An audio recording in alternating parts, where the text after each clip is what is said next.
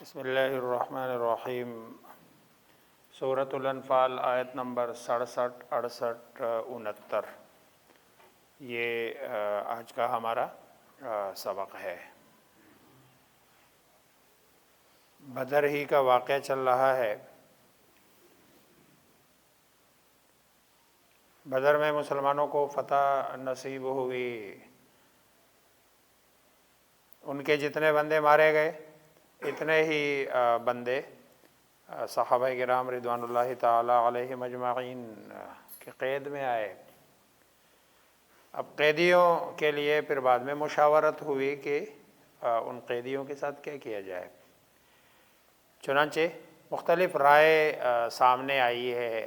بعض صحابہ کی رائے یہ تھی کہ ان کو فری میں چھوڑ دیا جائے، شاید ان کا دل اسلام کی طرف مائل ہو کہ یہ مسلمان ہو جائے اور اس سے مسلمانوں کو تقویت ملے۔ بعض صحابہ کی رائے یہ تھی کہ نہیں، ان کو فدیہ دے کے چھوڑ دیا جائے، اس وقت مالی طور پر ہم کمزور ہیں تو ان سے کچھ لے دے کے ان کو چھوڑ دیا جائے۔ بعض کی رائے یہ تھی کہ ان کو مسلمانوں کے جو بچے ہیں اور جو پڑھے لکھے لوگ نہیں ہیں ان کی پڑھائی پہ لگا دیا جائے اور ان سے یہ والا کام لیا جائے۔ حضرت عمر رضی اللہ تعالیٰ عنہ کی رائے یہ تھی کہ نہیں، ہر بندے کو اس کا رشتہ دار حوالے کر دیا جائے۔ رسول اللہ صلی اللہ علیہ وسلم اپنے رشتہ دار، مجھے میرے رشتہ دار، ابو بکر کو اپنے رشتہ دار حوالے کر دیا اور ہر بندہ اپنے رشتہ دار کو قتل کر دے تاکہ جو ہے نا ان کا معاملہ ہی ختم ہو جائے۔ رسول اللہ صلی اللہ علیہ وسلم نے صحابہ کرام رضوان اللہ تعالی علیہم اجمعین کی بات سن کر، چونکہ آپ بھی طبعی طور پر امت کے ساتھ محبت کا، پیار کا اور رحم دلی والا تعلق تھا، تو آپ صلی اللہ علیہ وسلم نے فدیے والا حکم جاری کر دیا ہے کہ ان کو فدیہ لے کر چھوڑ دیا جائے۔ اس پہ یہ آیات نازل ہوئی، ما کان لنبی، کہ نہیں ہے لائق، مناسب، لنبی، کسی نبی کے لیے، ان یکون، یہ کہ ہو، لہو، اس کے لیے یعنی اس کے، الاسرا، قیدی، حتی، یہاں تک کہ یثخن فی الارض۔ یہ یثخن کا جو لفظ ہے، اکثر جو ترجمہ کرنے والے لوگ ہیں انہوں نے ترجمہ کیا ہے زمین کو خون سے رنگین نہ کر لے۔ اس کا اصل معنی ہے جب تک زمین میں خون کی تہ نہ جما دے، خون کی تہ نہ جما دے۔ جیسے کوئی جانور ذبح ہوتا ہے نا، ذبح ہونے کے بعد جب اس کا خون بہتا ہے تو تھوڑی دیر بعد ایسے لگتا ہے جیسے ایک الگ سی اوپر رب تہ جم جاتی ہے۔ اصل اس کا معنی یہ ہے حتی یثخن فی الارض، یعنی ان کو ایسے ذبح کرے، ان کا خون اتنا بہے کہ زمین میں ان کی تہ جم جائے۔ تريدون عرض الدنیا، تم چاہتے ہو دنیا کا سامان۔ جن صحابہ کی رائے یہ تھی کہ پیسہ لے کر ان کو چھوڑ دیا جائے، اللہ ان کو مخاطب کر رہے ہیں کہ بھئی تم چاہتے ہو کہ تمہیں فدیہ لے کے تھوڑا سا دنیاوی فائدہ حاصل ہو جائے، واللہ یرید الآخرہ، حالانکہ اللہ تبارک و تعالیٰ تو تمہارے لیے آخرت چاہ رہے ہیں کہ تمہیں آخرت ملے۔ واللہ عزیز حکیم، اللہ تبارک و تعالیٰ زبردست ہے اور حکمت والے ہے۔ لولا کتاب من اللہ، اگر نہ ہوتا کتاب، کتاب کا اصل معنی لکھا ہوا، لیکن ادھر اس کا معنی کریں گے فیصلہ، آرڈر، حکم۔ اگر نہ ہوتا فیصلہ من اللہ، اللہ کی طرف سے، سبق، گزرا ہوا، لمسکم عذاب عظیم، یہ لمسکم، یہ عذاب عظیم مسا کا فاعل ہے، تو چھوتا تمہیں عذاب عظیم، بڑا عذاب۔ کیوں؟ فی ما، اس میں جو تم نے فدیے کی صورت میں لیا ہے،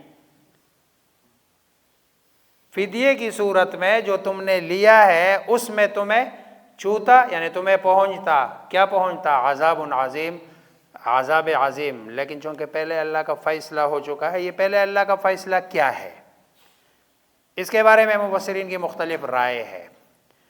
ایک رائے یہ ہے کہ اللہ تبارک و تعالی کا پہلے سے فیصلہ ہے، بتایا ہے کہ جو اجتہادی خطا ہے نا اس پر اللہ کے ہاں پکڑ نہیں ہے۔ اجتہادی خطا کا مطلب یہ ہوتا ہے کہ اللہ تبارک و تعالی کی طرف سے کسی مسئلے میں کوئی حکم اتارا نہیں گیا ہوا ہوتا ہے، اور کوئی اس طرح کا معاملہ پیش آ جائے، اب اس معاملے میں جو لوگ ہیں ذرا دین کو سمجھنے والے وہ غور کر لے، فکر کر لے، اور اپنی سوچ اور نیت کیا ہو، اللہ کی رضا ہو، دنیاوی کوئی مقصد مفاد نہ ہو، لیکن ان کا وہ فیصلہ اللہ کی منشا کے خلاف ہو، اس کو کہتے ہیں اجتہادی خطا۔ اجتہادی خطا پہ اللہ تبارک و تعالیٰ پکڑتے نہیں۔ اگر اللہ کا یہ والا فیصلہ پہلے نہ ہوتا کہ اللہ اجتہادی خطا پہ نہ پکڑتے تو اللہ تبارک و تعالیٰ کا عذاب آ جاتا۔ یا دوسرا یہ کہ اللہ کا یہ فیصلہ کہ اللہ تبارک و تعالیٰ بدر میں جو شریک لوگ ہیں، یہ اللہ کا فیصلہ ہے کہ بدر میں شریک لوگوں کو اللہ تبارک و تعالیٰ عذاب نہیں دیں گے، اور ان کے لیے اللہ تبارک و تعالیٰ نے جنت کے پروانے جاری کیے۔ اگر اللہ کا یہ والا فیصلہ نہ ہوتا تو اللہ تبارک و تعالیٰ تمہیں۔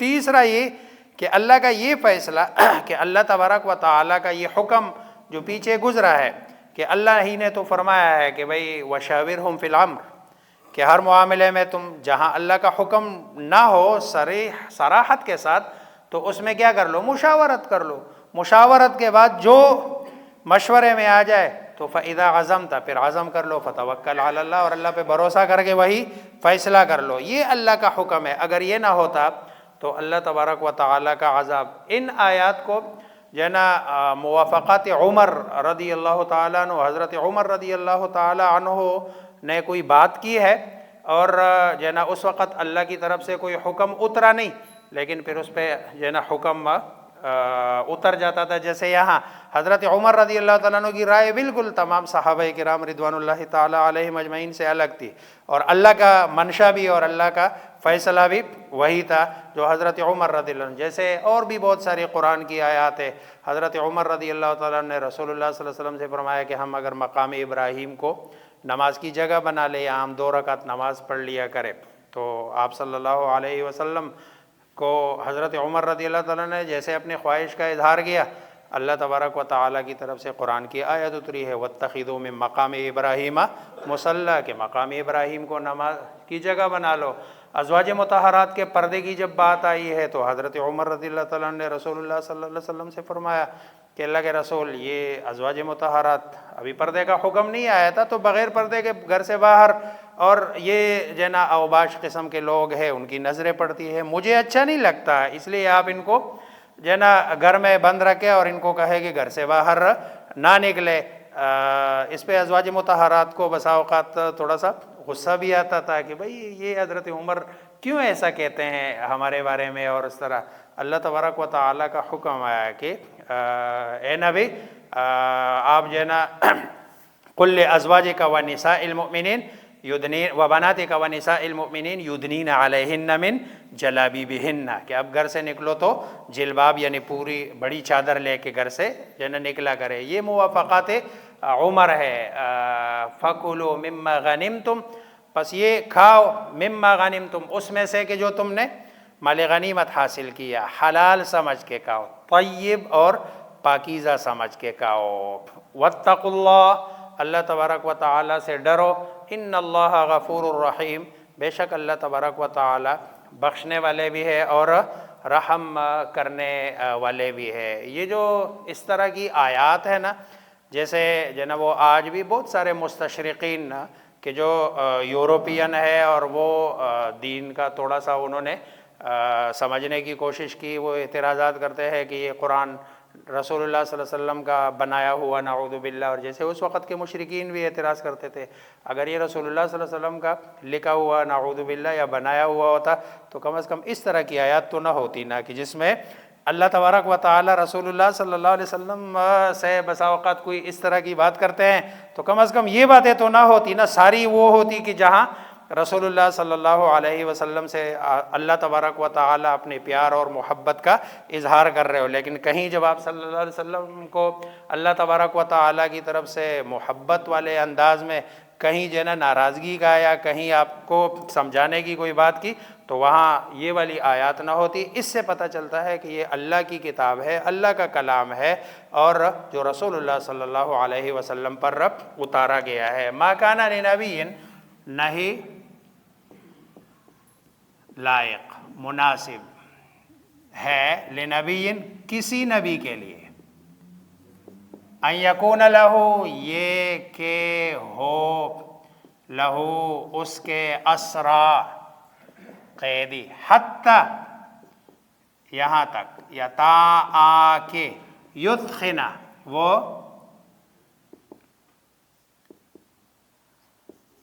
رنگین کر لے خون سے، فی الارض زمین کو۔ لیکن میں نے کہا یسخنا کا مطلب ہے کہ تہ نہ جما دے خون کی، فی الارض کس میں، زمین میں۔ تریدون عرض، تم چاہتے ہو، عرض الدنیا، دنیا کا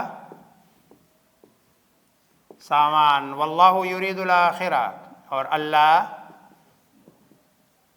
چاہتا ہے آخرت کو، واللہ عزیز، اور اللہ زبردست ہے۔ جو تم چاہو گے وہ نہیں ہوگا، جو اللہ چاہیں گے وہی ہوگا۔ اور اللہ حکیم بھی ہے، جو تم چاہتے ہو، تم سمجھتے ہو اس میں تمہارے لیے فائدہ ہے، لیکن اس میں تمہارے لیے فائدہ نہیں ہے۔ جو اللہ چاہتا ہے اس میں تمہارے لیے یعنی اللہ جو چاہتا ہے ہوگا بھی وہی، اور فائدہ بھی اس میں تمہارے لیے۔ تو پہلے اشارہ ہے عزیز میں، اور دوسرا اشارہ ہے کس میں، حکیم میں، حکمت والا بھی ہے۔ لولا کتاب، اگر نہ ہوتا، کتاب لکھا ہوا، فیصلہ، یہ کتاب بمانا مکتوب ہے، یعنی کتاب بمانا مکتوب ہے، اور یہ آتا ہے جیسے یہ لفظ عدل آتا ہے، یہ بمانا عادل آتا ہے، کہا جاتا ہے عدل، لیکن نا مقصود اس سے کیا ہوتا ہے، عادل۔ اور اسی طرح کتاب ہوتا ہے لیکن بمانے کس کے ہوتے ہیں، مکتوب، من اللہ، اللہ سے، سبقہ گزرا ہوا، لمسکم، لا ضرور، یقیناً، مسکم پہنچتا، کم تمہیں، عذاب عظیم، فیما اس میں، ما جو، اخذتم تم نے لیا، فکلوا پس کھاؤ، مما اس میں سے، غنمتم جو تم نے غنیمت حاصل کی۔ اصل میں غنم پتہ ہے کس کو کہتے ہیں، یہ جو لفظ غنم ہے نا، یہ فائدے کا معنی ہے اس کا۔ غنم کا اصل معنی فائدہ ہے، جیسے عربی کا ایک قاعدہ ہے جس کو رسول اللہ صلی اللہ علیہ وسلم نے اپنی ایک روایت میں، حدیث میں بیان کیا ہے۔ آپ فرماتے ہیں نا، الغنم بالغرم، الغنم، غا نون میم، اور بالغرم، آپ فرماتے ہیں کہ نفع بدلے، اور غرم کہتے ہیں تاوان کو، نفع بدلے تاوان کے۔ یہ جو سود اور پروفٹ، نفع، ان دونوں میں فرق یہ اس روایت سے ہے، الغنم بالغرم۔ جہاں بندہ تاوان کا ذمہ دار ہے نا، وہاں اس کے لیے نفع اٹھانا جائز ہوتا ہے۔ آپ نے کسی کو ادھار دے دیا، ادھار دینے کے بعد ظاہری بات ہے آپ اس کے تاوان کے ذمہ دار نہیں ہے، تاوان کا ذمہ دار اگلا بندہ بنتا ہے۔ راستے میں ڈاکو نے لے لیا تو وہ تاوان کا ذمہ دار ہے، اس لیے اس قرض دیے ہوئے رقم کے بدلے آپ کو اس سے نفع اٹھانا جائز نہیں ہے۔ لیکن اگر آپ نے کسی کو کرائے پہ مکان دے دیا تو کرائے پہ مکان دینے کے بعد ظاہری بات ہے اگر وہ گھر جل گیا، گر گیا، نقصان ہوا تو اس کا ذمہ دار آپ ہے، اس لیے آپ کے لیے کرایہ لینا جائز ہے۔ یہ فرق ہے دونوں میں کہ وہاں جائز، یہ ناجائز۔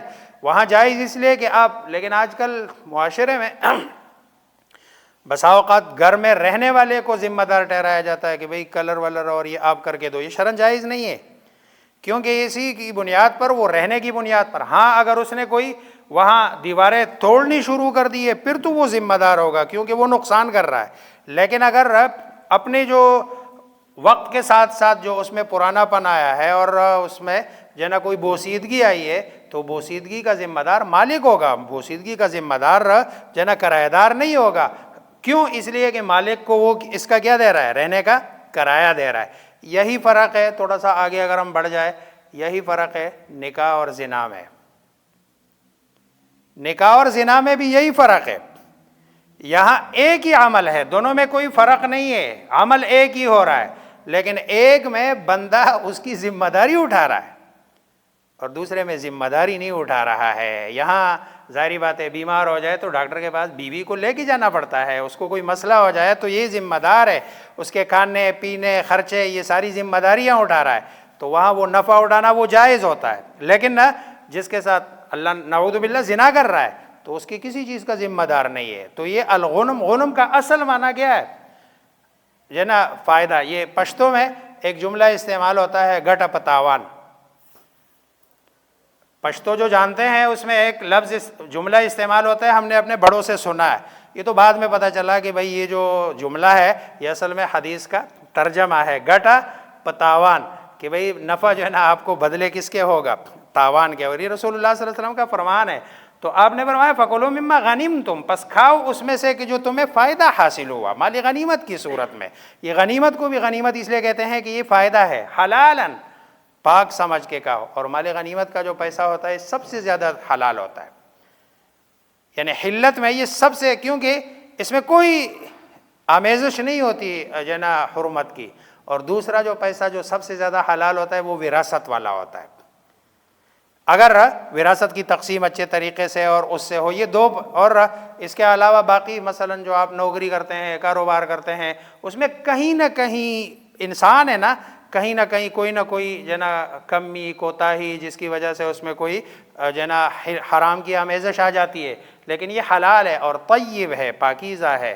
لیکن واتقوا اللہ، اللہ تبارک و تعالیٰ سے ڈرو. باقی جو ہوا اللہ تبارک و تعالیٰ بخشنے والا ہے، اللہ نے بخش دیا. اور رحیم، اللہ تبارک و تعالیٰ رحم کرنے والے بھی ہے، صرف بخشا نہیں، اللہ تبارک و تعالیٰ نے اس کو نیکیوں میں تبدیل کر دیا. اللہ مجھے آپ سب کو سمجھنے عمل کرنے کی توفیق عطا فرمائے.